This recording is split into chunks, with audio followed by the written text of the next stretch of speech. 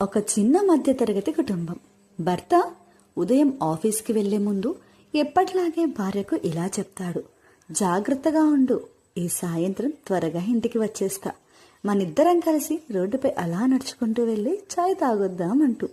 ఆ చిన్న మాటలోనే ఆమెకు చెప్పలేనంత పరమానందం కూడా పొంగిపోయింది. పగలంతా వంట, ఇంటి పనులు చేసుకుంటూ కూడా ఆ ఒక్క వాక్యం గురించే ఆలోచిస్తూ గడిపేసింది. నేడు మనిద్దరం కలిసి బయటకు వెళ్తున్నాం అని చిన్న పిల్లలాగా ఆనందపడిపోతూ ఉంది. ఆ సాయంత్రం రానే వచ్చేసింది. కానీ అనుకోకుండా భర్త ఆఫీస్ నుంచి ఆలస్యమైంది. ఫోన్ కూడా చేయలేకపోయాడు.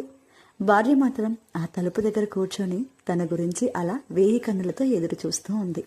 అతడు ఇంటికి చేరేసరికి రాత్రి అయింది. ఆమె కళ్ళల్లో స్వల్ప నిరాశ, కానీ పెదాలపై మాత్రం చెప్పలేని చిరునవ్వు. అతడిని చూసి ఎంతో మురిసిపోయింది.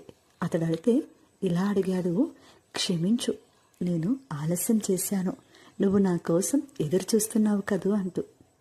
అయితే ఆమె అవును అంటూ చిన్నగా తల ఊపుతూ ఇలా చెప్పింది, ఎదురు చూడటం కన్నా నువ్వు వస్తావనే నమ్మకం నాకు ఎంతో ఆనందాన్ని ఇచ్చింది. నువ్వు ఎంత ఆలస్యమైనా సరే నువ్వు నా కోసమే వస్తావు కదా, అది చాలు నాకు అంది. ఆ ఒక్క మాటతో తన భర్త కళ్ళల్లో నీళ్లు తిరిగాయి. ఆమె చేతిని పట్టుకొని ఇలా అన్నాడు, జీవితం మొత్తం నీకు నేను ఇలాగే వాగ్దానం చేస్తున్నాను, నీ దగ్గరకు నేను ఎప్పుడూ కూడా తిరిగి వస్తూనే ఉంటాను అంటూ. కదా, ఈ ఒక చిన్న కథ మీ లైఫ్లో కూడా ఎవ్రీడే జరుగుతూనే ఉంటుంది. ఇది కదా మర్చిపోలేని వాగ్దానం.